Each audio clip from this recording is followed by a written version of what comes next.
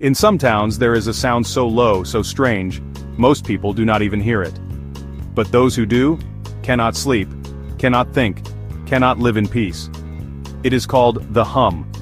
Since the 1990s, residents in Taos, New Mexico have reported a constant low-frequency rumble like a truck idling in the distance, even when nothing is there.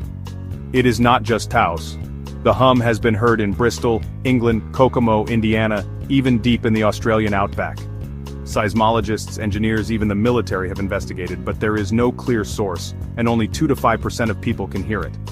Some think it is underground pipelines, others say it is psychological, a few believe it is something darker, like Earth itself, breathing. The hum is real, the cause, still unknown. Can you hear it, or is it hearing you?